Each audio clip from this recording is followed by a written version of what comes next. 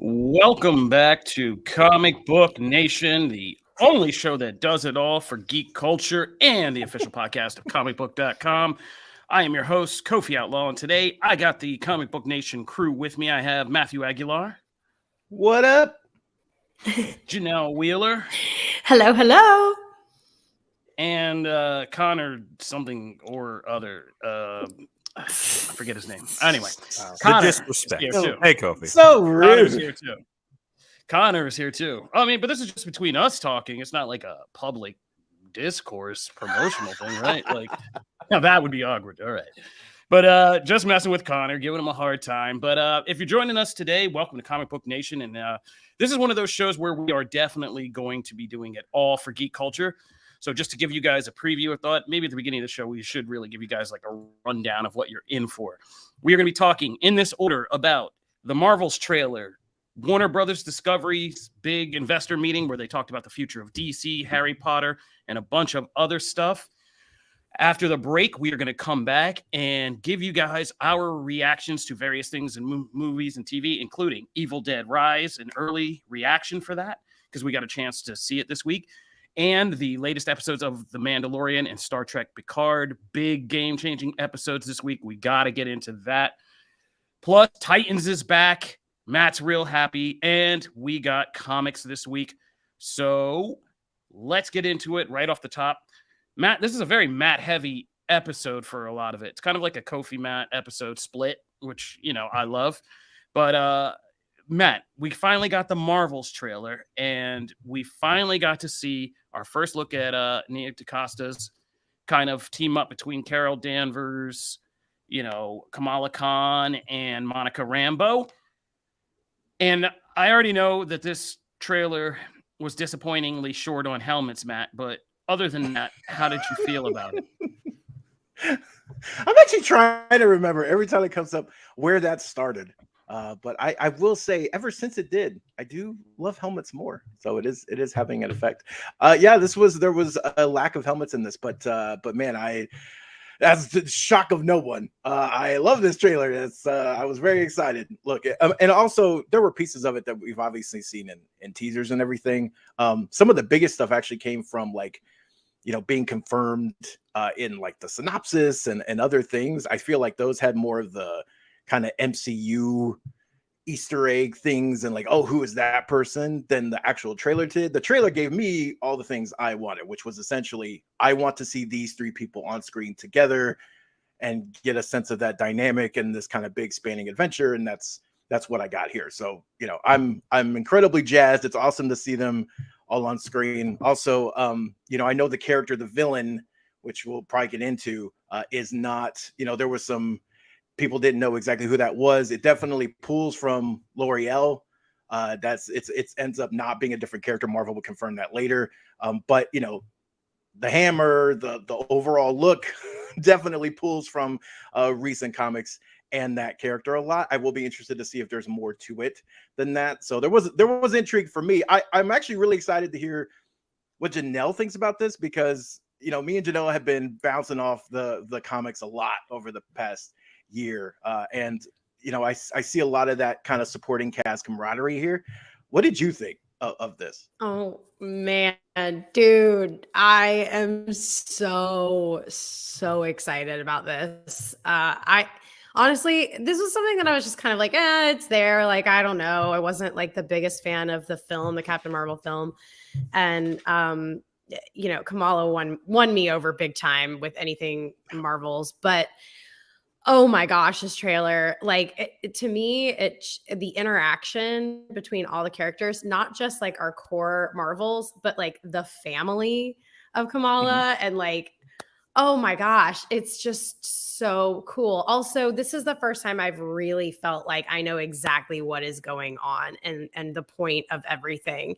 It's cheeky, it's cute, it's funny, it's exciting. Like, I just feel like this is going to be a very funny film, but not in like a cornball, tough to like way, which was like our latest Thor film. So yeah, I'm shots totally fired. Yeah, I mean, it was just a little cornball for me. I feel like this is a little like cheekier and like just. By the way, no judgment, because I don't like like I have a lot of issues with the latest Thor movie. They just went a little over the top, which Marvel has been known to do, and people have been talking junk about it. People have been saying, okay, Marvel, like you guys are being really over the top on the humor stuff. And I can see that this is going to be, there's going to be a lot of humor in it, but I just feel like it's going to be a little bit easier to digest. Yeah, I also think before kind of start talking bigger things, I think this trailer does a really good job of, one of the things that came out of anytime you have an origin film, right?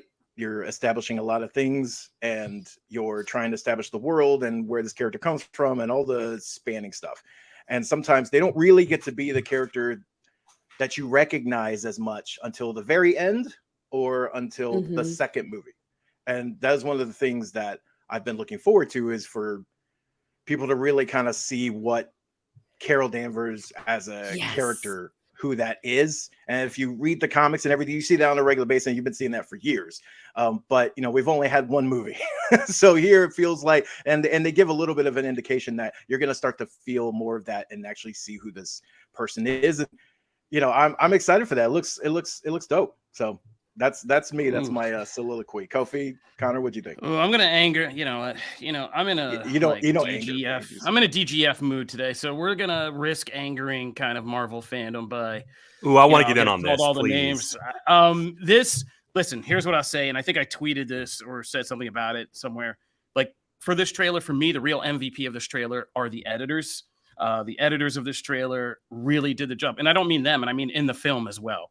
Like this whole kind of trope of them switching places looks seamless. It looks awesome, and it looks like it's going to be the most fun thing about this. And whenever they are kind of trying to step in each other's shoes, quite literally, as they get transported and deal with their out of context, with each other, and then when they finally do come together, I think that's going to be the heart of this movie, and I think it is going to really carry it. But beyond that, outside of that, I still feel like we're in this weird kind of period where I feel like Marvel movies and Marvel TV shows are all from the same baloney sheet. And I feel like this is just like one big episode again. That was kind of my criticism from a lot of the Phase 4 stuff. I wasn't so the visual effects. I was just kind of does this feel like epic, like a movie, or more like a long TV episode? And I feel like this one is still on that train.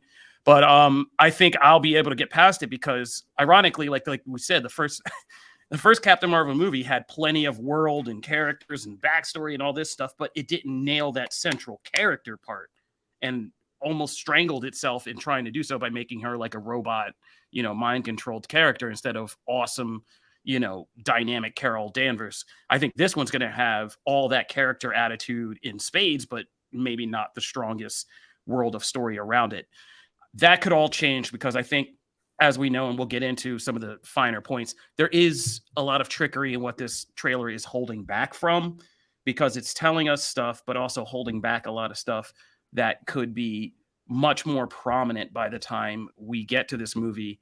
And, Secret Invasion has been out and kind of changed the game, or we learn other details, Guardian, whatever's happening in the cosmos. It feels like this summer is going to be a shakeup in the Marvel cosmic world.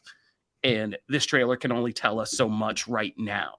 So I'm not going to go full tilt on this, because I know that I could end up eating a lot of crow down the line when we find out this is a pivotal story about the Kree Skull War or something else that Secret Invasion unveils. And I'm going to be sitting here like an idiot. It's just but I think for the first trailer, like I said, it does the job of showing you how this kind of body swap dynamic is going to play, and it plays well. The three ladies look like they are going to nail it individually and together as an ensemble.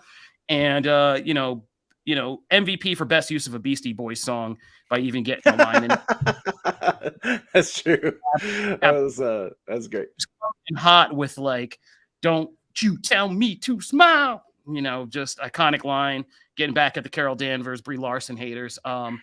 So they're putting the attitude out front, and, I'm not going to get in the way of it. Ladies, enjoy. I'm going to step out of the way. I just hope that there's an actual compelling Marvel movie built around them. That's all. My turn? Fun. Okay, Matt, here's the thing about Captain Marvel for me. Why do you go right at me? Because you're the Captain Marvel fan of this show. Let's keep it 100. Yeah, but like, that's exactly. what's the issue with the movie? Here's the thing.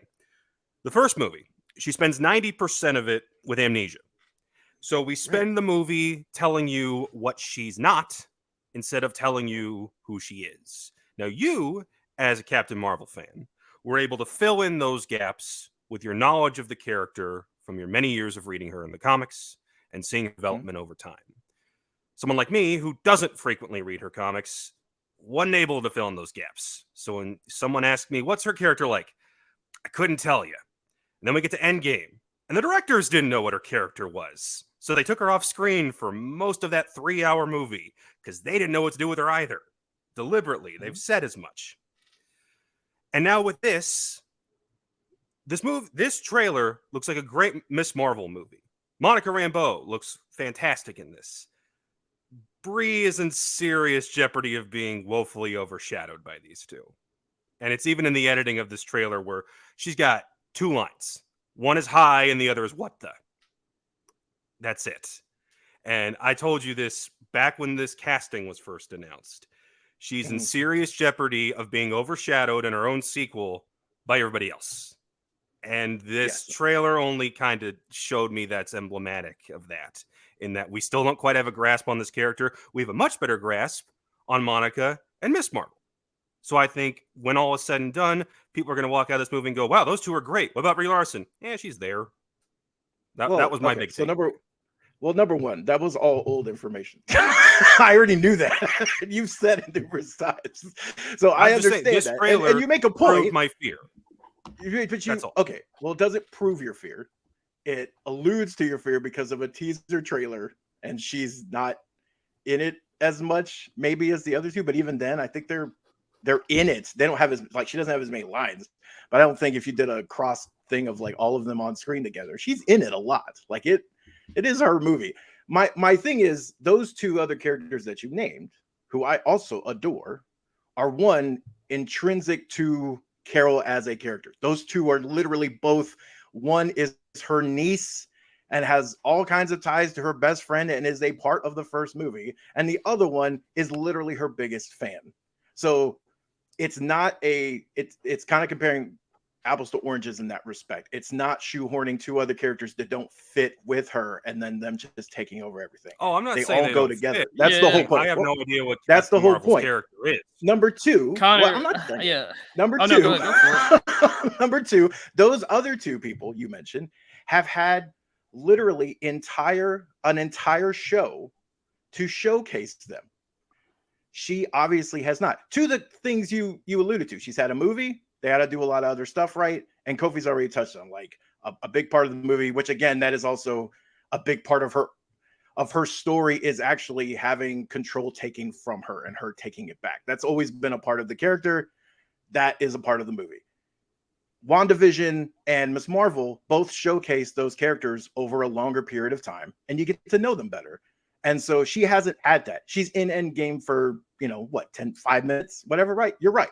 So I'm saying that, yes, you make a point, as in like we don't know the MCU version of her as well as we do those other 2 characters because they're more recent and then they've had a bigger canvas to work with. That said, I don't think, and I will make solemn judgment until I actually see the movie because I haven't seen the movie yet, obviously, but I'm not going to just then go, oh, well, they're going to steal the show from her and her own movie and she's going to be the last one at the sitting with the bag. I don't know any of that yet. And I can't make that assumption from a teaser trailer.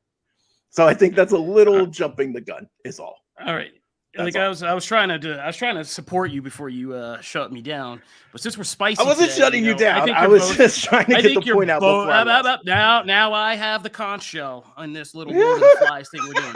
So I think you both have some kind of misplaced logic. First of all, I think it's crazy to think that I agree with Matt.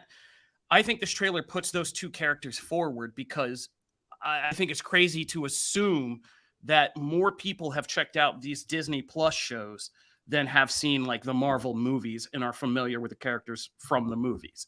So I think it's the reverse. I think just to make sure people understand, like, hey, there's some new stuff here. You may, if you're not up on this, these are 2 characters you now need to kind of go back and find out about. Like Kamala Khan is supposed to shine in this because we may need more people to go find out and go back and watch that series and really understand, okay, this character is really going to be significant. She's really going to be in this MCU. I got to invest and go see, because Mrs. Marvel, we know not everybody sat down and watched that. So, and even though, I mean, WandaVision, it's been a minute since WandaVision. Monica Rambeau was a supporting character in WandaVision. So again, I think it's kind of maybe the reverse. You put those 2 out front because you need to get people around into the knowledge and awareness of who they are. So, and they're not, both of them are just up and coming actresses. So it's not like they have a massive established fan base outside the Marvel stuff. Sure. There. So that's the first thing. The other thing is, again, I don't think you can, and as people in the comments are kind of already agreeing, I don't think you can say what Carol's story is in this without really stepping on the toes of things like Secret Invasion.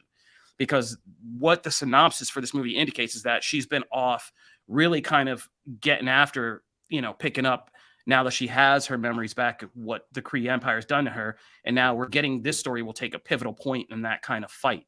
Whatever that pivotal point is probably tied to Secret Invasion in some way. So again, I don't think you can do her story quite yet without revealing some of that stuff. And I don't think it's because they are not confident in Brie Larson. I think she will be. I think the other 2 will be more kind of comedic relief or like dynamic stuff to keep the thing moving.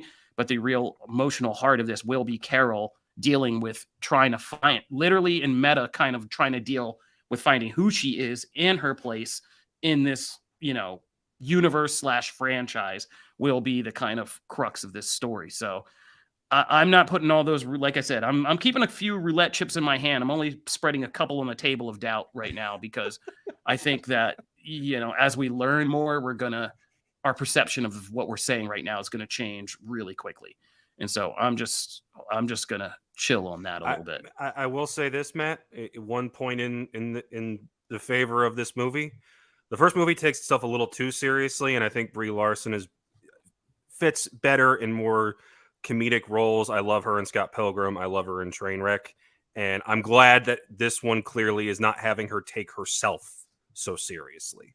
And I think that is a great step in the right direction. So it's not all hate on this end. I'm also curious to see how people are going to flip once Brie Larson's like in a Fast and Furious movie. Like if she does like a really good performance in this Fast and Furious and Fast X, like I'm so curious to see how people will flip. Because I don't trust none of y'all, man. I think all your opinions are cap, and I think you'll flip in 5 seconds once you see. Well, John Cena was just in one of a little shiny nugget. What are you talking about? Nobody's opinion changed about Cena after that movie.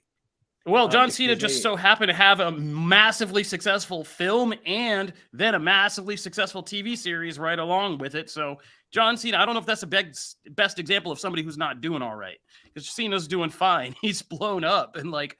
He's got a major film franchise, a major TV franchise. Like it's all good. He's fine. You guys are saying it wrong. It's John Cena.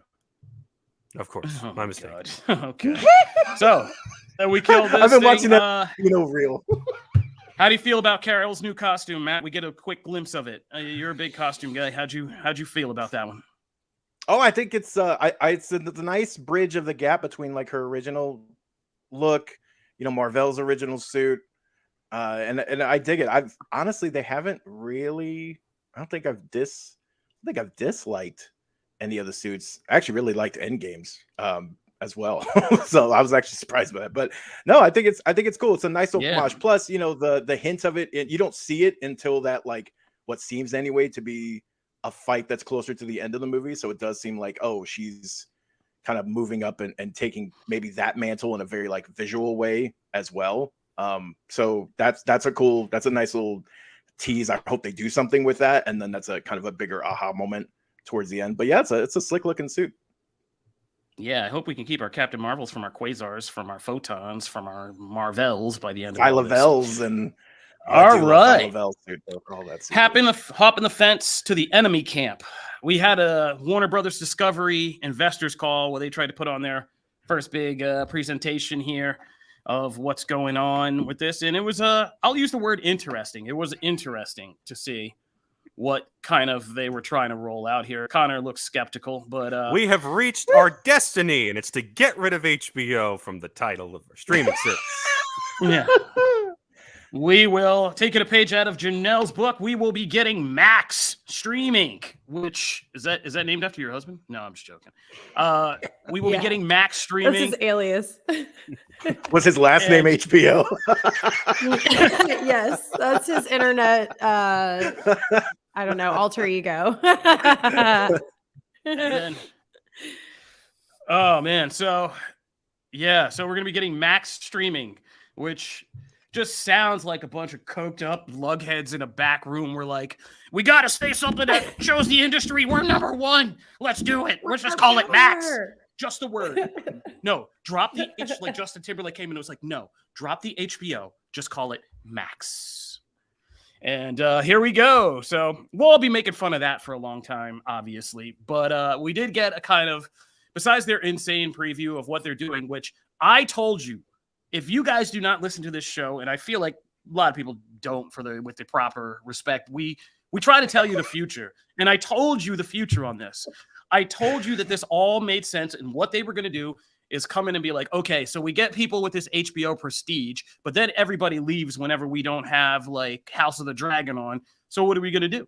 So we're just going to flood it with Discovery trash TV, and you all are going to have to come here to watch your highbrow and your lowbrow. And that was the Zaslav plan. And guess what they told Food you? Network, baby.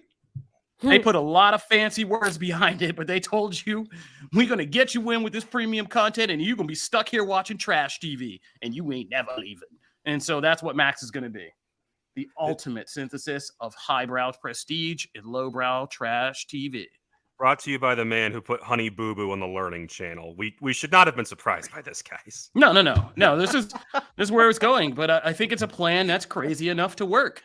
Because Channel if I names could don't get mean done anything watching, anymore. No, if I could get done Like, watching a Turner episode of The Classic Last of Movies Us, yeah. Shows Kurt No. Russell movies and like random Sylvester Stallone stuff, and it used to be just like, oh, Hey, we that only is show the those highest are classic. concept of things. Don't you be a Those hater. are Hey. classic to me, but the term of classic used to be like all they showed was black and white movies. All they showed was like Yeah, you can see movies black that, and white like- old classics all day. It was crazy. Awesome. yeah, and now No, it's now. like literally what Ion is, you know. Yeah. It's nuts. Yo, Damon Stream in the comments, one of our biggest commenters.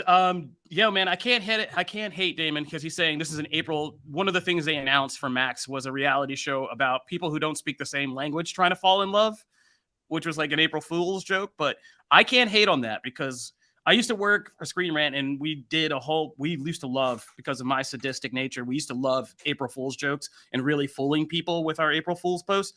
And that's how we made Fuller House. We made a April Fool's joke about Full House getting rebooted with like all the old people bringing back with all their crazy adult problems.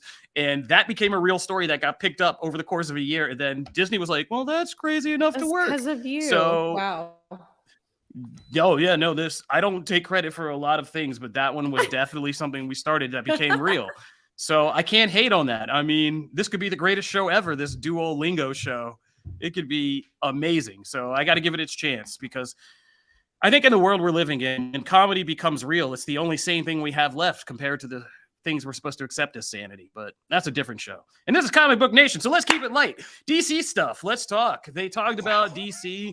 They gave James Gunn some shout outs. We didn't get anything really new except a crazy little flash teaser that looked pretty intense, but I can't find it anywhere. So was this just for like the investors call? Like, where do they put this? Because some people, I think, recorded it and put it on YouTube, but I don't think they like formally release it. So anyway, if you haven't seen it, it's pretty good. It has like Sasha Calle, Supergirl, saying, "What did you do?" Like she's like Chris Bale Batman, but the Flash still remains, I mean, it's still looking like it could be like the big summer event film for me, at least superhero. So I'm happy about that. We also got our first look at Penguin. I don't know if we have that loaded up, but we got the Penguin trailer. Which I've been so curious to hear. I'm so curious to hear. Well, Matt just spoiled it, but how did the rest of you guys feel about? Because I've heard some kind of like muted reactions to Penguin, and some people still being like, "This is a show." But I love crime dramas, and I love things like from Sopranos to Boardwalk Empire to all that stuff. So I still have faith in this has some moments where it looks like I think Colin Farrell will kind of carry this thing. And yeah, but it is a weird thing. And this was like a weird in production teaser. They cobbled together whatever the hell they could and then put it out here. Is that why the boom mic is there?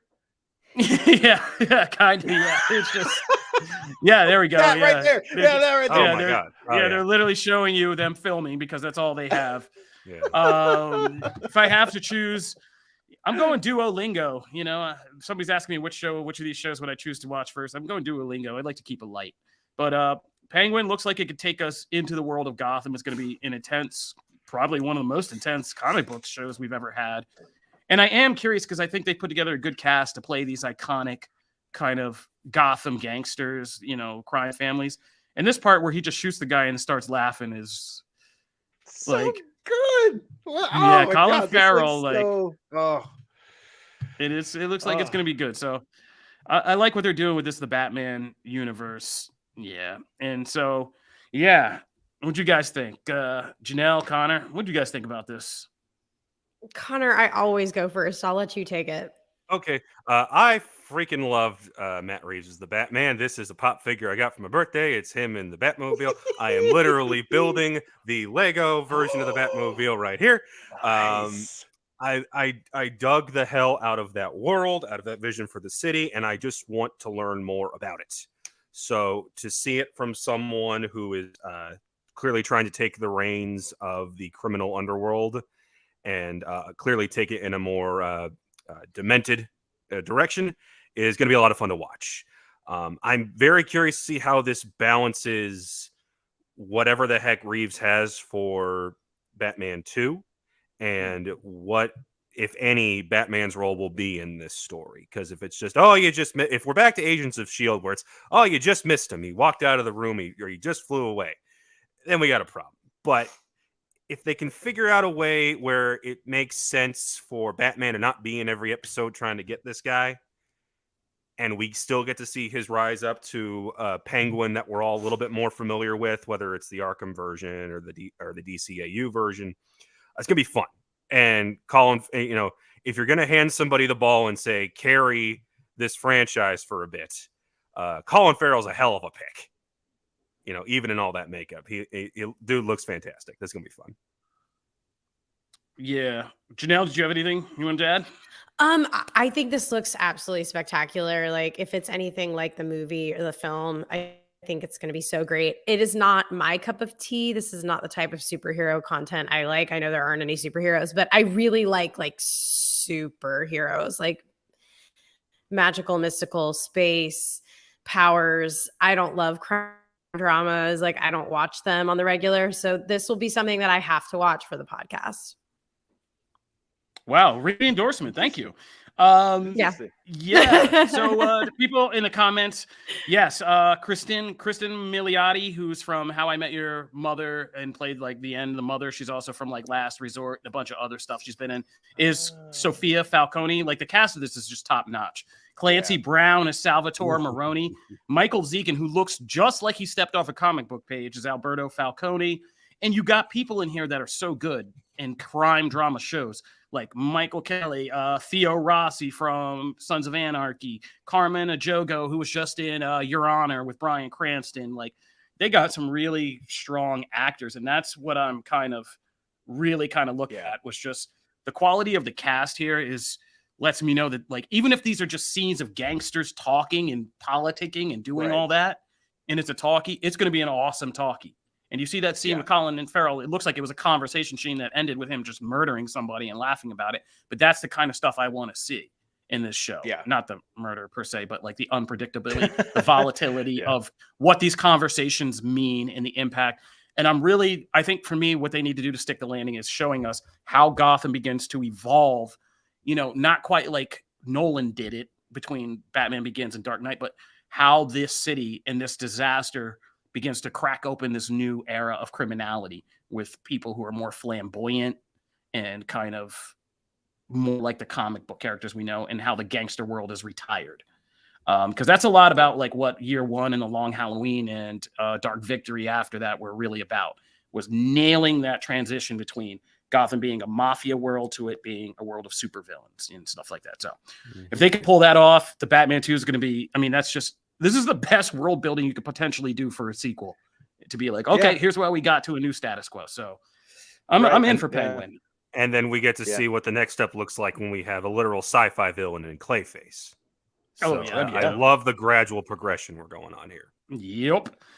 All right. And I hope the mud in the city and all that stuff has something to do with Clayface. That'd be dope.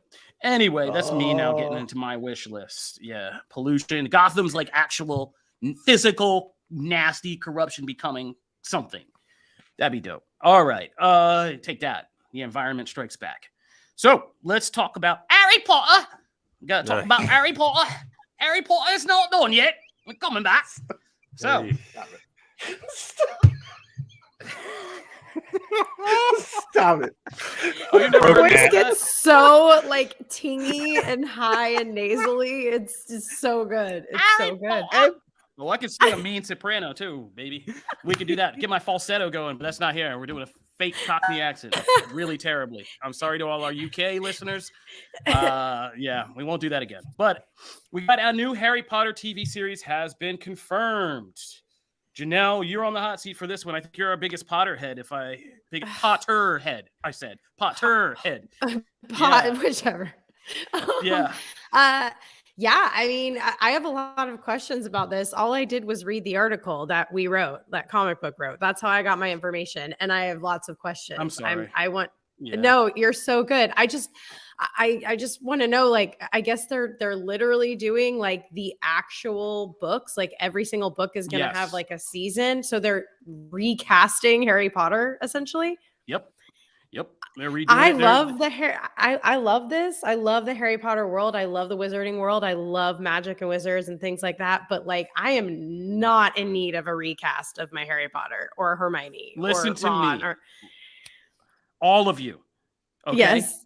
Do not misunderstand. Daniel Radcliffe, Emma Watson, and Rupert Grint got into a room together. They hired a gang of goons. They ran up in Warner Brothers, and they were like, you better recast this. I am so sick of this. Get this out of my life. Get some new people in here. Make your stupid money, and get this out of my life forever. Erase the memory. Well, I'm not ready. JK's wildin'. Get me out of here. None of us want to be involved in this. You see the lengths all of us have gone to get away from this Harry Potter stuff. We've ggone from the bling ring to servant. Rupert Grint's like whole servant thing was just him freaking out about having to live as a Harry Potter actor. I'm sure they want this more than anybody. So, dude, just losing our Snape, like I can't. Snape is no one else. Like, also, by the way, my British like best friend is in the chat and said they need to recast with Kofi in it with such a banging accent. So you got the approval from a Brit. Don't gas me up. Don't gas me up. There it is. The only reason I have a set of accents is in case I have to fake my death and start life over in another country. So until we get to that time, we're gonna keep all of this. Approvals are strong. God, I love British humor. I do love British humor. Thank you for that. That was great. We won't do that again. Don't worry. We're trying not to offend everybody on this podcast. And Kofi as Snape. I would. Hey, I'd be a great Snape. I'd be a great Snape. Yeah. Like, that's not even. Yeah, call my agent if you guys are looking for a black Snape. Call me up. All right. Anyway, so this is going to be wild, but yes, they are basically just redoing the Harry Potter series as a TV series. And like you said, they're going to be kind of knocking it out per season. I think that's going to make for a very annoying first season, though. Oh, it's going to make for a lot of annoying seasons. I don't need any of this. Kof, let me give you some context for this.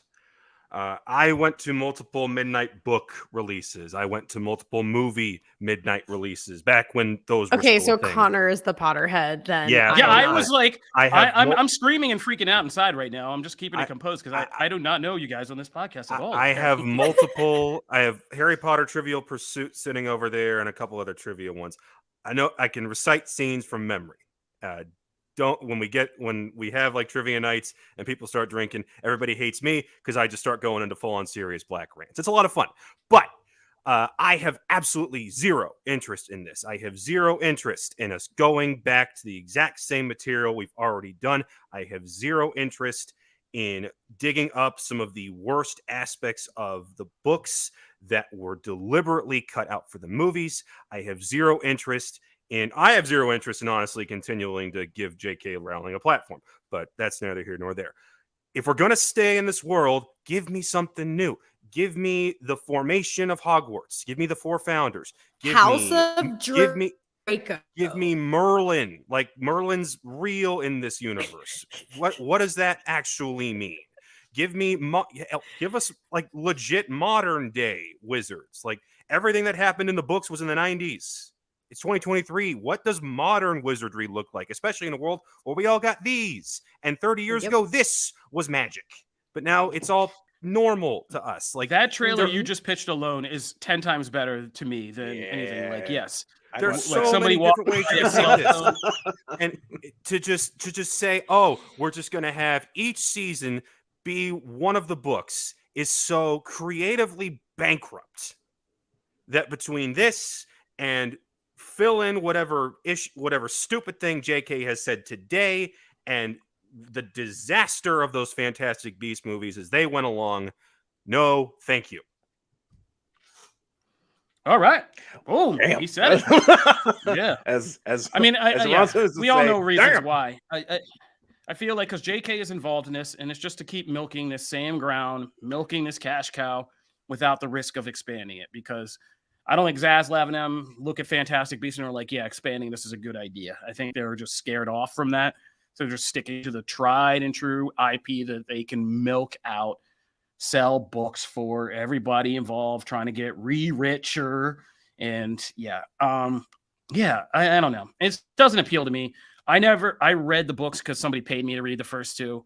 I was in college at the time, so it wasn't appealing to me. I was already reading stuff, but I did go see all the movies. And like when the third one hit is when I really clicked in and was like, okay. When Cuarón did, Prisoner of Azkaban, I was like, okay, I'm feeling this. And I was at the midnight showings for the rest of them. And I remember by the time we got to Deathly Hallows, I was like, had enough of a career that I went to Warner Brothers and watched both of them and was just like, I mean, it's over. Like, I felt like by that point it kind of had fizzled out. So, but there's also been great other books, IPs to come along since then. So like kind of retreading this one's kind of weird, but we'll see when the trailers start dropping and if we're all watching. And I feel like people are going to kind of morbidly watch this regardless, just to yell about like what's the same or what's different. How they changed from the movies and all that. Yeah. There you go. Boom. So they've already 1,000%. Won, which makes me hate myself, but I will be in on it too. So yeah. Yay, Same. Self-loathing. All right. So, guys, Max streaming begins in May. This is all going down in May. Since we began this podcast, how many times has the Warner-related streaming services changed, Matt, do you think? Oh, God. 3, right? We had DC Universe. We had HBO. Oh, yeah, okay, yes. HBO Now came out, I think, when we had just kind of been again, was like some new hotness. Yeah. DC Universe was out. Then it all became Max, became HBO Max, and now it's becoming Max. Yeah, so 4. Okay, and 4, Discovery Plus, if you want to throw that in there. Yeah, dude. And here's the thing, though. Whole move, I will keep my subscription because I love myself some Food Network, and I love Property Brothers, and I love some stuff. Dumb. They're not done with this. Like, this is literally that's my whole issue with HBO Max. Yeah, it's so expensive to keep for just the one. Like to pay for those prestige things you have to watch, but you gotta watch them and you gotta keep it because in fall there's another Game of Thrones or another Last of Us and you gotta keep it. But this is literally me and my wife's viewing habits colliding together into one service right now because I watch all that crazy prestige stuff and all those HBO movies. I go back and rewatch a ton of movies. She never does, and she's on Discovery all day, and I'm just like, I judge you, and she's like, I judge you, and now we can finally. It's great to have on in the background. Yeah. No, awesome. I love it. I've gotten sucked into some things. We won't talk about that though. But so this is going to be wild. So we'll see this in May. All right. We're going to take a quick break. But when we come back, we have a bunch of reacts and recaps to get to. We're going to do Evil Dead Rise real quick. I'll tell you what I thought of that because we got to see it in a nice comic book screening recently. Then we're going to talk about Star Wars and Star Trek, Titans, and comics, and somehow get this all done in time. All right.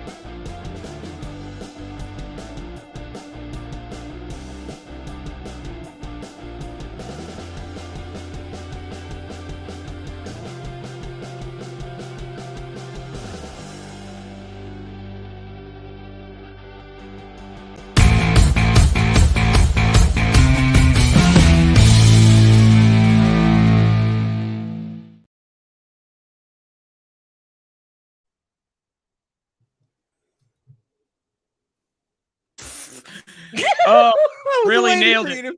Nailed it. Really nailed the comeback with me. I did a whole thing. I'm flexing. I'm pulling up my shirt. Like, yeah. Might want to unmute your mic, dingus. All right. Here we go. Welcome back to Comic Book Nation, the only show that does it all for geek culture, official podcast of comicbook.com. If you were just jumping in after the break, we just went over everything that happened at the recent Warner Brothers Discovery investors meeting with the new streaming service, DC, Harry Potter, a bunch of stuff. And we gave you guys our thoughts, on the Marvels trailer. So be sure to go back and listen to all that if you missed it. Now, what we are going to do, as I said, is do some kind of reacts and recaps to big TV movie stuff that has been happening over the week, starting with my quick reaction to Evil Dead Rise. So this week we got to have a special screening of Evil Dead Rise for some dedicated horror fans here in Nashville. And we came out of it, and I have to say, I got into the Evil Dead franchise late. I wasn't the biggest Sam Raimi fan when I was younger. I liked straight up scary horror. I like supernatural horror. My favorite movie, Seven, so like serial killer thrillers, things like that. I love, but comedy horror wasn't really my thing. And so, what did you say? I didn't know if you were mad. Oh, I said I did not know that. I didn't know Seven was your favorite movie. Oh, Seven's my favorite movie. Yeah, I don't tell people that all the time because sometimes I get judgment from that. People are like, "Are you okay?" And I'm like, "Look, man, just leave me alone." Yeah. So I didn't get into Evil Dead until later. I think Army of Darkness is the one that really caught my imagination because that was like a whole imaginative medieval world. I loved medieval dark stuff too. But I was on board when Fede Alvarez did the 2013 Evil Dead remake. I loved Fede Alvarez, so I was like, I can't believe he's going to do this, and let's go see this. And I went in New York for a midnight showing, and holy crap, I've only watched that movie once. Even for me, I've only watched that movie once because it was so good, but so intense. And I was just like, yeah, that is a lot for me. But Jane Levy was a star and all that stuff, so big expectations going into Evil Dead Rise, which kind of came out of nowhere with its first trailer and got on everybody's radar or starting to bubble. But I'm proud to say that this is a pretty good quality reboot of the Evil Dead franchise and concept. So if you don't know what this is, Evil Dead Rise is basically, it's a film by filmmaker Lee Cronin, which takes the Evil Dead concept and puts it for the first time within a small setting, an urban setting, which is an apartment building within this family, a single mom and her 3 kids and her sister who comes to visit. And an earthquake, Los Angeles, this is LA. So an earthquake kind of uncovers this old kind of occult vault that was in the bottom of the building when it used to be a bank. And they find the Necronomicon, of course, and then it all goes from there. So I'm proud to say that this is a much smaller. I mean, might be the smallest kind of concept for an Evil Dead movie we've had since Sam Raimi first did, the first one with whatever little bit of money he could scrape together with Bruce Campbell and them and get out in the woods and film it. But it works very well as a kind of small, single setting, single night horror movie. And the way it plays with family, I know, like now that I have a family and I'm a parent and all that, it really plays with that and the horror of that. And I've said it before, some of the scary stuff is like when parents turn crazy and freaky, those are some of the scariest concepts you can play with. Hereditary comes to mind, Toni Collette at the end of Hereditary and all that. And so this really viscerally plays with that idea and the danger to little kids and young kids and stuff. And it is true Evil Dead. It has the kind of funny, it's not as comedic as the other ones. It's more straightforward horror, but it does have funny parts. But it does have that very kind of grating, painful, not quite torture porn, but like definitely gory, like really drive you home kind of edge to it. Like there are parts, and people have seen like where somebody grabs a cheese grater and like goes to town in this, and other stuff that happens that like will make you flinch and cover your eyes and do all that. So yeah, and there's a big finish, and that's just in a parking garage, as you see on the screen here. And yeah, it gets pretty gnarly, and they do some new concepts with how the Deadites kind of operate and can work together and do all this stuff that makes it pretty gnarly. And by the end, they have a concept that this can spread, that instead of being contained in the woods, this kind of thing, almost like The Ring or something else, can spread out into the world. And that's an exciting concept for where this franchise can go. So I think that, like Scream, has kind of really successfully gotten itself up off the ground and made something exciting that people are looking forward to. I think Evil Dead really can do that through this movie if enough people kind of go out and check it out. And I think word of mouth will keep this one bubbling. So I was happy to report that it came out. Now, for comparisons, I'm not going to go against the Raimi ones because those are the classics, but I think that I like the 2013 one just a little bit more than this. But I think that's just a single remake film, like a true remake, where this is a reboot.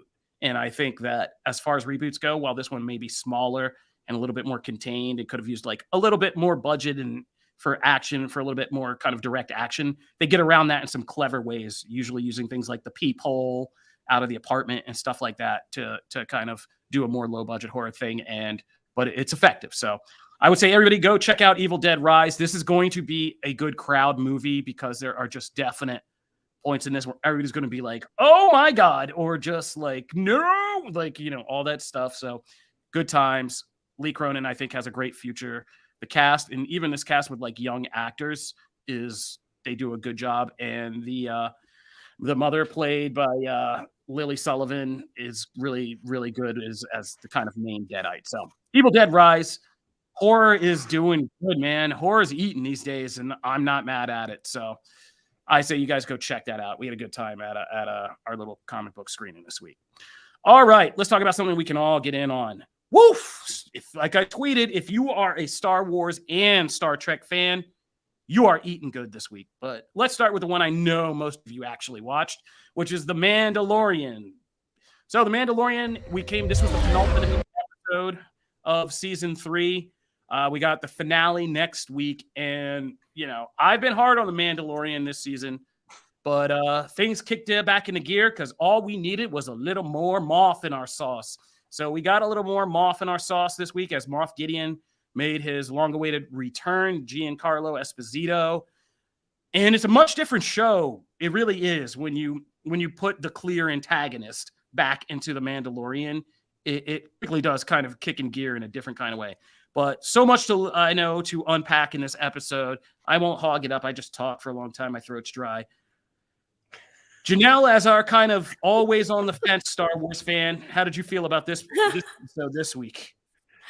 Dude, this is wow. This was intense. It was just this season has taken a turn for me. This did not start off the way that it's ending. And that is such a payoff. Everything's starting to kind of tie together, make sense. We're not as reliant on Grogu in every scene to keep people coming. Like the storyline's great. The interactions between all the different characters is great. The action is great. It looks great. It's fantasy. It's sci-fi. It's shoot 'em up. Everything. And it's also at its heart, like it has like a lovely story of like a father and son relationship. But like in the end, it's so much bigger than that in this episode. And now you finally get to see what they were trying to kind of get us ready for the whole time. So I'm just like, I actually feel terrible because my husband, I started watching it past him. He watched like the first 2 episodes of the season, was kind of like, yeah, I'm checked out. And I kept watching it. And today he kind of walked in on me watching. He's like, so has it gotten any better? And I'm like, yeah, it's gotten real good. Like, I'm sorry to say you have to watch this by yourself, or I'll just rewatch it with you. But yeah, it's definitely paying off, and I'm loving it. I'm loving it, Connor. So after what I will probably say is the roughest patch this show has ever had, this brought it roaring back. This was everything I hoped it would be. This was the Mandalorians trying to finally take back Mandalore. It's Moff Gideon coming back. We get the Shadow Council. We get Thrawn, the big old name drop there, and I think they're really setting the stage for what Ahsoka is going to be, and I think they're finally doing a good job with that. This whole season, I take away 2 notes. I was really patient those first couple of weeks. And the more I look at it, the more I feel like season 3 felt like a first draft of what they were trying to do. And I know there was some stuff behind the scenes of Filoni was busy building Ahsoka, so he didn't have as much time to focus on this. I know I believe they had a different EP, which effectively gave them a new showrunner to add into the mix. Rick, I can't pronounce his last name. Family Yiwa. Thank you. So in a lot of ways, this season felt like a first draft, but this is what they were always building to anyway. So when they got to the important stuff, they nailed it. So I don't have a lot of complaints. My only other thing is that this episode, more so than any others this season, made me feel like Grogu's entire involvement in this season was a studio mandate and not what the creators actually wanted, because they haven't had much for him. I really feel like if you watch the show from start to finish, season 2 had an obvious, okay, this is his stepping off point, and he has to go and do other stuff. But as they were making season 3, someone from Disney busted inside the door and said, look at these sales of all these Grogu toys. You put that little shrimp back in this show. It's like, but we don't have anything to do with him. Fine. It's a worn out. Put him in a robot suit so he can bang a button that says yes or no and sound like the ultimate Daniel Bryan fan circa 2014. Matt gets that. So we can sell, those things. Exactly. So we can sell more toys, and so we can keep him in the show. But every time they cut to him, I'm like, why are you here? This is no place for a child. Why are you inside of IG-11? Why are we calling him IG-12? People think that droids are people, and some people in this galaxy do. This is horrifying what is happening currently. Yeah, shout out to the Midnight Boys podcast who went on a tangent about this. Who went on a whole tangent about this, about droid rights and about what it means to stick a baby inside the cavity of a dead robot. Right. This is terrifying in some respects. Oh, man, yeah. But like, other than that, I love this episode. I love the battles. I love that we're back on Mando. I love the space pirates that are just skimming across the frozen glass of this once dead planet. I love that Moff Gideon shows up rocking what looks like a cross between the Night King and a Mandalorian outfit with just the little spikes. It's like, look, I have a crown now. Moff's running around like the ultimate Star Wars fanboy. He's like, I'm taking the powers of the clone army and the Jedi and the Mandalorians to become the ultimate force in the galaxy. And I'm just like, this is so ridiculous, but I love it. I other than too much Grogu, I got no complaints. Man. People in the comments, it was back then, but no, chill. I liked the episode. I started off saying that it had everything. This episode had everything. It had the classic Mando stuff with just like, even I can enjoy a scene where basically like Mando and Grief Karga and Grogu are doing your dad, son, uncle type deal. with like, That's let such him a great drive the scene. car. Yeah, like, It's let him so drive good. the car. What are you talking about? That's How right, long are yeah. you gonna do this? And the parents like, dude, you don't like even have kids. What are you even weighing in for? Hey, I know Yeah. we can handle it. Like, I could watch I that love kind of the stuff addition of forever. the no and yes button. As I ate those up, those scenes throughout the whole thing. Also gave me like super like Bluey vibes Yes. for this Oh, Yes. whole bingo Oh, episode. the Yeah, market this scene. bingo episode with yes, no, yes, no. Yeah, the market So, scene is yeah, everything I have to deal with these days, like all the time in the supermarket. Like, it's so good. no, Yeah, you but can't I reach your hand into that barrel of produce. No, I have not paid for that. Stop. no. Like, And then he like takes yeah. the fruit and like squeezes it. Like I don't know. There was a lot of like stuff in there. I mean, look, it's no secret. I've enjoyed the season a lot. And this was a fantastic episode. This was easily one of the best episodes of the season, if not the best Series, yeah. But I've loved all of that all along. I thought the way they edit this episode is great because like it just featured there's just not a lot of downtime. You're constantly moving and stuff feels important all along the way. So I will be interested to see like what the finale does as far as like delivering on certain theories that are out there about spies and things like that. And Yeah, see let's how they get it. wrap We all don't that just up. allude to it. We got to get to this. This is what they come But here we don't have for. time. We gotta get to Star Trek. We gotta No, get to we're comics. taking time. We're taking time. We're fine. We're fine. Okay. Like, yeah. So, who do you guys think is the last? Because this episode was called "The Spies," plural, and it started off with the kind of confirmation that Elia Kane is working for Moff Gideon directly. That she's his spy in the New Republic. That's why she took out Dr. Pershing and as Moff Gideon, the Shadow Council. First of all, I'll say I love that this episode had the classic Mando stuff, had some Andor to it.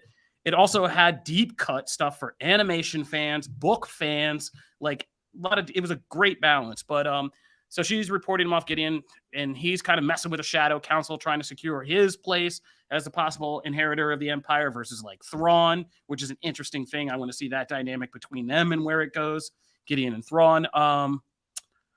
But yeah, it's called The Spies, and so it's plural, and so there's indication that there's other spies out there, and that in the finale we're gonna figure it out. Now, I wrote up this theory for Comic Book Star Wars, and the two leading theories are that the Armorer is a spy, which is my favorite one, and the other kind of more cheap and more obvious one would be that Axe Woves is a spy, and his mercenary life let him be bought out by Moff Gideon, and that could be why. I think Axe Woves is good, and we have an interview with the Axe Woves actor, by the way, which is going on our YouTube right after this, so be sure to check out our bonus round this week where we talk to Axe Woves. So I think Axe Woves is a misdirect, though, because he's an easy guy to pin it on, but I think he truly remembers like the greatness of Mandalore, and he wouldn't sell it out to like somebody like Moff Gideon. Whereas I think the Armor is a much more interesting thing because that's a twist that could go back all the way to season 1. Because I did the article, and there's some good clues. The Armor was missing. We last saw her fighting Moff Gideon's forces under Navarro in season 1, and then we didn't see her again until she pops up on that weird city in the basement or like on the lower reaches of that city. On the Halo station, yeah, with Paz Vizsla, and that chunk of time between, we decided, we just came to this and set up a new colony. But it's like, what else happened? Because Paz Vizsla was scattered with the other members of the tribe. It was only the Armorer down there fighting those forces when Din and them ran off and had the big finale with IG and all that. So she could have been caught and she could have been turned. But I also think that it's more interesting because then in season 2, she sent him out to find the Jedi. She said, you got to take Grogu to the Jedi. And that mission led to Moff Gideon finding them at a Jedi temple and capturing Grogu. I also think it's interesting for the Armorer because I don't think she would have turned. I think she would have her vision of how to make Mandalore a great thing and reestablish the might of Mandalorian order is something that Moff Gideon could seduce her into doing, that he could be the key to giving Mandalore this new era of prosperity, and that the Armorer and her beliefs would support that above all other things. Because she doesn't need everybody to be these purebred Mandalorians from the planet, right? Like, that's not what her vision of the culture is. It's about the kind of cultural touchstones. And arguably, Moff Gideon can sell that he's doing that by making, stronger armor, better weapons, better warriors that are housed on Mandalore. And I feel like she would be the one who had the most knowledge of how to get him under the planet, set him up, and have him start building. Plus, she would have the know-how of how to help construct all of these weapons and armor. She's the freaking armorer. That's what her specialty is. So I like that theory, and I think it would be an interesting twist on the season because it would kind of make this all come together as a sneaky way we never thought about it, as it being about our society now, right? Like that the real fight isn't between these superficial belief systems, but between factions of people who are extremists versus people who aren't extremists. You know what I mean? Because Kof, I'll even help your theory. When the rest of the forces suddenly got trapped, she wasn't there. She had already hightailed it back to the station up in space. So yeah, but that's the thing. She and Axe Woves is the one who says, "Oh, I'm going to go get help," and he flies away while they're all in there. So both of them are kind of like they're both sus right now. But it's just about. One other thing is on top of Axe, I also think they need to give Sasha Banks something to do in this show. So I'm fine with her also being a spy because she's had like 3 lines this season, and it's a bummer. All right. Well, people have some disagreeing theories about this, but I think we can all agree. Connor. Sorry. I think we all can agree that we are very much excited for the finale next week, and we will be here to talk about it. So get ready. Next week, we're going to be doing Mandalorian finale, future of the franchise, Ahsoka look, and all that other stuff that's going to come out of this. So, it's a good time to be Star Warsing. Am I the only one who saw Picard? Because we can make that quick if I'm the only one. Anybody else watch? Nope. I only watched the Red Letter Media recaps. That's the bulk. You guys are crazy. You guys are absolutely nuts with this. But all right. Well, this is a Kofi Outlaw PSA. Yes, Star Trek Picard season 3 has been great. This episode, if you have not seen it, is a new milestone for Star Trek. I would say. I think it's safe to say. It's already cracked like the TV charts, whereas the series Picard has never like really done that before. The buzz around it's been crazy. If you go on Twitter and just look up like Star Trek and Star Trek Picard right now, you're just going to see an overflow of fans being like, "Oh my God, this was like one of the best episodes of Star Trek.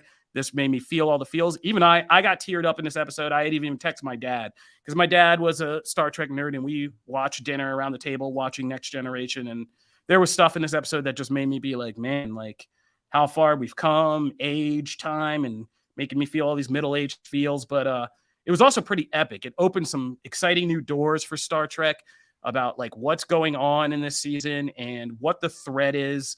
And it brought back, this has been like an abundant. If you've been a 90s Star Trek watcher, this season has been crazy. And Terry Matalis and all the team deserve all the credit. We got Changelings. We got Dominion War Fallout. We got Borg again. We got a new era of Borg that can now just take people and assimilate people without bring them to a workshop. They can go viral, quite literally, and assimilate people. We got a classic Enterprise D come back in the bridge set that we all remember from the 90s, looking so pristine and awesome and tiny now. It looks so small now. It's crazy. But compared to what Star Trek is for the Star Trek sound stages, but in an epic kind of exciting, thrilling battle and twists and mystery. It was a good time. And if you are not watching Star Trek Picard season 3, like if you've heard jaded things about the series, you need to throw that off. This has been a very different series. And like I said, every week I've been just like so happy that it's been one of my favorite episodes of the week, even though the buzz is smaller around it than say like Mando. Comparatively, these two season 3s don't even compare. Like Picard's been much better overall. But it's not done yet. It is also the finale of Picard, I believe, next week, or we have a couple episodes left. I forget which one it is. But we're going to be talking about this when we come down to it because there is so much awesome stuff to talk about. And seeing all the Next Generation actors come back, they have done their thing, and it has been really good. Yeah, next week is the finale, The Last Generation. So we will be back to talk about that as well. And if you are not a Star Trek and Star Wars fan, bro, it's time to do it because we are eating well out here, and it's good to have two of my favorite sci-fi franchises just really hitting. And this week was just like, talk about euphoria, man. Like, whew, it was just a Wednesday. Oh, that was awesome. Thursday. Oh, that was awesome. Great. I love it when both franchises play together. Oh, I took off my Star Trek shirt. I'll grab it for you just to show you because I was repping because there was some drama this week. The fleet took a hard hit, but yeah. It's good to see some Star Trek. That's the rep for the fleet. RIP to a lot of people. But go check out comicbook.com, Star Trek, because me and Jamie love it. Broke down a lot of the awesome things that were in Vox in this episode. So check that out. All right, now let's throw it over to Matt for comics before we get out of here. Woohoo! Yeah, just a quick note before we start. Titans chapter 2 of the season 4 did just hit, and those first 2 episodes are out. Make sure to look at the Comic Book Nation YouTube channel. I got a chance to sit down and talk to Titan showrunner Greg Walker, and so we'll have a bunch of stuff on the mid-season finale and teasers of what's coming up throughout this. I did have one question for you about that. Just one question for you about that. Do you think they did Titans dirty by slowing down the momentum of season 4 this long? Do you think they like kind of killed a lot of the momentum by doing the gap? Yeah. Yeah, I don't know why. Like, it was a little long for me. But I mean, how long was the gap between Yu's first part and the second part of the season? 1 month. Okay. Literally 1 month. Titans has been since December. 3. Okay, so 4. 4. Okay, almost 4.5 months. I think if it had been you, because like I thought that would be the way with you too, but then I turned around, I was like, oh, it's back already. Like that, I don't mind. But yeah, I think it was a bit too long for me, because I think some people are gonna have to like go back and watch the episode just to get caught up and figure out where things are. They do a good job of like telling you, but still, yeah, I think a month, 2 months max. 4 was a lot. But yeah, so anyway, just a quick note to keep I also think the DCU stuff is all. I mean, I don't think it's just the time. It was also time in the DCU stuff. Like, I feel like Titans has already been, for a lot of people, regulated to this box of like, oh, that's over. It's kind of like the Shazam thing, right? And I hate that, because the show was doing so. I was enjoying season 4, and I think they deserve better than that. But I'm not going to get into that too deep. Yeah, I think we talked to when I talked to Walker, I did ask him about like, if how they approach the season from the get-go, knowing it might be the last, and we even talk about like season 5 does come up for a quick thing if that had happened. But yeah, I think people will, at least he alluded to, people really will get like a conclusion to this. So I think, obviously if you're not already on the Titans train, you're probably not going to jump on now. So I because of that reason, like it's done. There's not another season coming. It's not going to factor into this kind of new era. So a lot of those people won't jump in. For the people who have been writing it since the beginning, I do think it will suck them back in, and they'll want to get their finish. They will want to find out what happens to these characters, and they alluded to trying to make that satisfying to fans. But yeah, so definitely check that out when that hits. So let's move to comics. We're gonna talk it's a lot of Marvel this week. I was a lot of DC last week, actually, so it kind of naturally happened that it balanced out. Captain America Cold War Alpha. This is the event that both of the current ongoing Captain America books have been building to for a minute. It has been a while since we checked in on this. I think we kept up with like the first 2 issues of those respective series, and then other books hit, right? And so we kind of didn't cover the remaining things in between.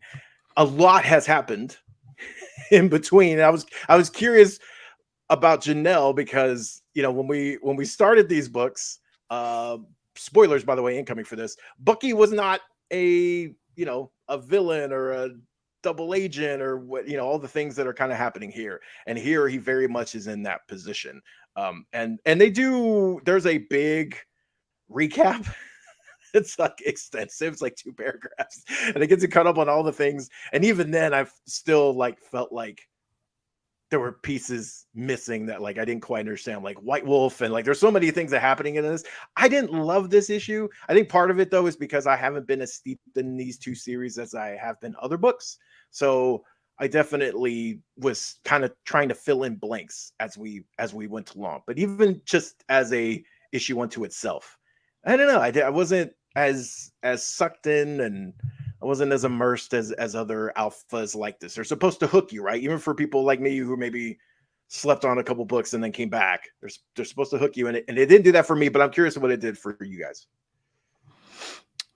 I can make my comment actually really short and sweet this week and save us on time. I don't know. I didn't really enjoy either of these books this week, like, to be honest with you. And it's not because of anything with the creative teams. I think there's just this weird point where, like, Marvel doesn't know sometimes, like, whether to lean into comics lore or to bank off of some of the imagery that we've gotten from the MCU. And I feel like that disrupted Guardians a lot for me. Like, I feel like there's just this weird uncertainty in what to do and how to do Guardians and how much James Gunn of it all versus the classic Guardians comics and all that stuff that just feels like a jumbled mess to me. And Captain America is weird because I feel like, again, like this is influenced by what's happening in the MCU, but in the comics, they want to do stuff, but there's this MCU influence, so they can't lose it. And it's just kind of push-pull to it. And I think it said something that neither Sentinel of Liberty or Sentinel of Truth, or what are they called? Was that the names of both? Yeah, books? Symbol of Truth and Sentinel of Liberty. Yeah. Symbol of, yeah. I don't think that either of them really held our interest because we started with both of them and then neither one of them held our interest all that much. And I think that says something. So I know that we're getting into this Cold War event that's supposed to be very exciting, but it was just kind of a slog to read through because I was just like, neither one of these books are their worlds. Like neither one of the Captain Americas is all that exciting to me right now. And so them coming together for an event is just a lot of the stuff that doesn't excite me, I guess.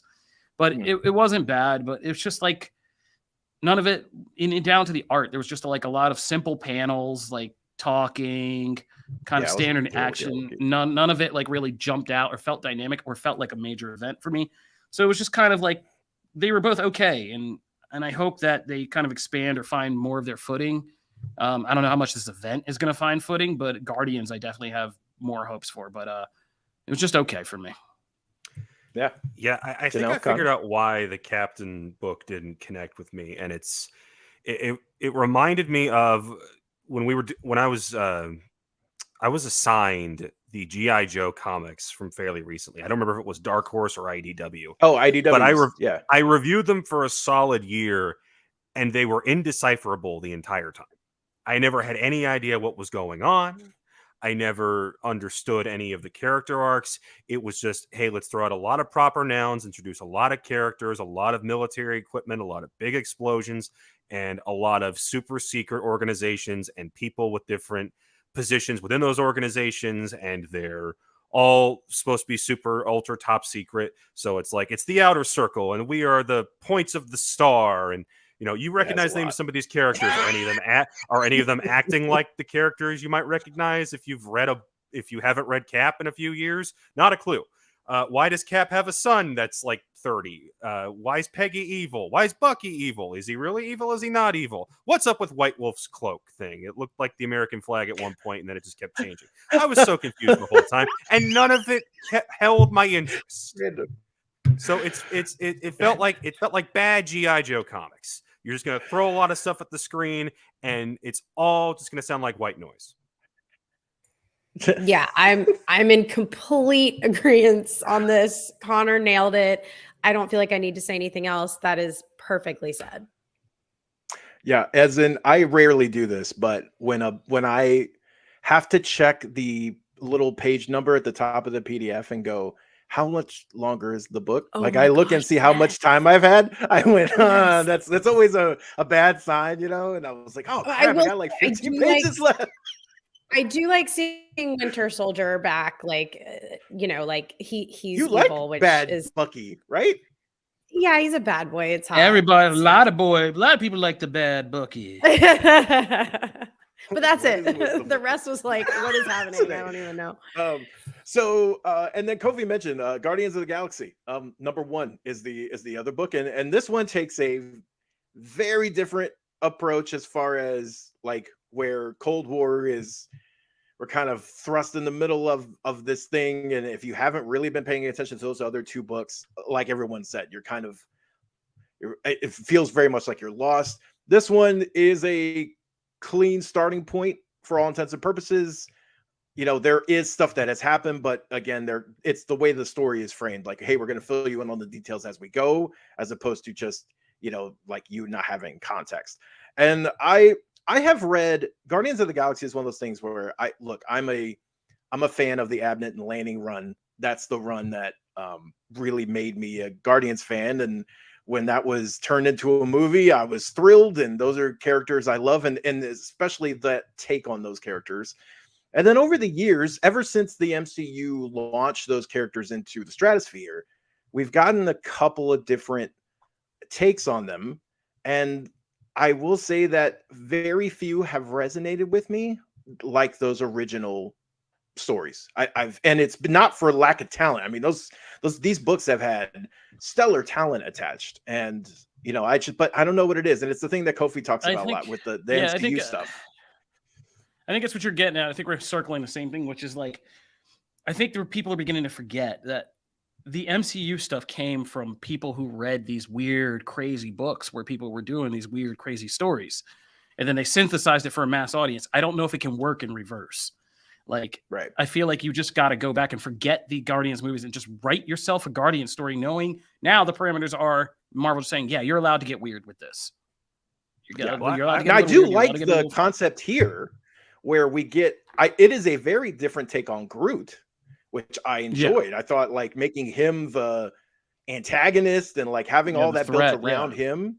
I thought that was really novel. And there's stuff towards like the middle to end of this book that I was like, I am interested. I do want to lead back in here, but it's just overall, like Guardians as a book ever since the movies took off has struggled to resonate with me like it did prior. And it's not one of those things like, oh, it's popular now, so whatever. I'm not like a hipster angry person, but I'm just like, it's just those stories. It's like what Kofi's saying. It's kind of in reverse, and it always doesn't feel quite right and authentic. So I enjoyed this, but yeah, I'm still waiting to kind of see. But what did you guys think of this? I don't even think it's so much they were trying to readapt the MCU back into comics. They just took a look at Firefly and said, do that and do that, and let's make Groot Eldritch horror for funsies. I don't know. It was a fun read, but it was also confusing. What the hell happened to Groot? And I don't know if I'll keep reading this one because I saw Firefly. It was fun, and Serenity was a good movie. And that I'm done. I moved on. I do like Serenity a lot. Janelle. Yeah, this book didn't bother me at all. I love the Guardians, so any kind of Guardian comic content makes me really excited because I don't know them from the comics. I'm like a big MCU Guardians person. So getting to see them just doing something else. Mantis was very interesting, and yeah, that's true. I don't know. I didn't hate it. I didn't either. It wasn't terrible. It just wasn't, we've been reading some really solid DC comics lately. DC has been crushing it.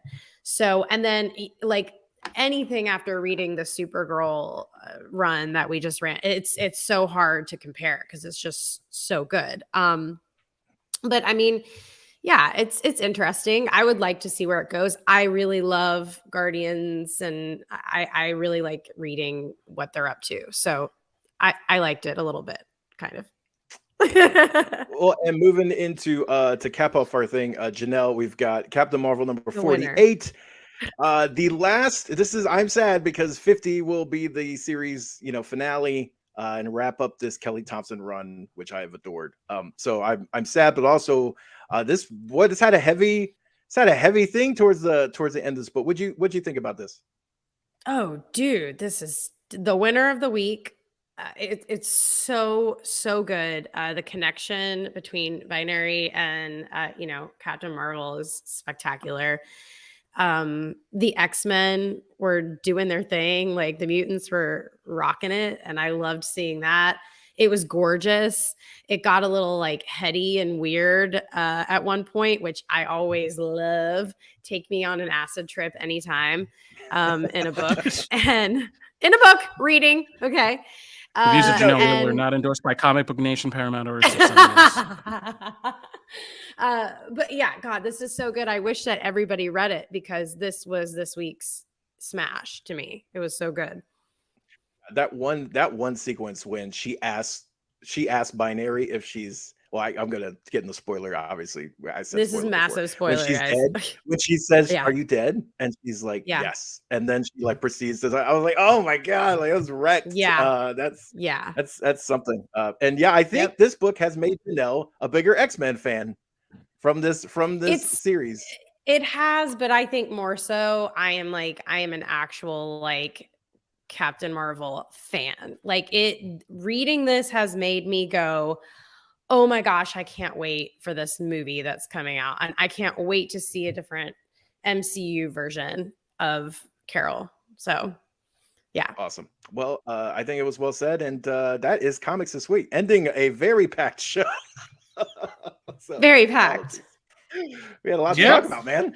Yeah, this is Comic Book Nation. If you guys are just getting the show, we tell you every time we do it all for geek culture. We're the only show that does it all for geek culture. I mean, how many other shows you know out there are going Marvel, DC, movies, TV, Star Wars, Star Trek, comics?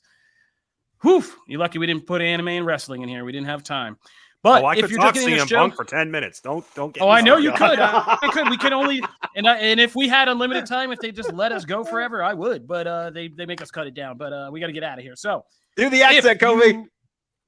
If you want to know more about Comic Book Nation, please follow us on Twitter. We are all on there at Comic Book Nation. You can also subscribe to our YouTube page where we'll be dropping our bonus round. And this week, we'll be talking to the actor who plays Axe Woves on The Mandalorian. Yeah, he's looking real fit. He's looking real good, and we're going to be talking to him. Now, if you want to follow us individually, you can find myself at Kofi Outlaw. You can find me at Aguilar CB. You can find me at Janelle Wheeler. That was Australian, I think. And you can find me at Connor Case CB. Kofi sounded like Mr. Sunday Movies over here. That turned Australian about halfway through. It did. I didn't want anybody to know, but I just did a horrible cultural avalanche slide down. Into like, I think I was Irish for a minute there. And I was like, I went all over Europe. I'm just taking a European tour, baby. Yeah. All right, that'll do it for this issue of this episode of Comic Book Nation. We're out of here. I'm gonna go to Spot T. We'll see you guys next week. Peace.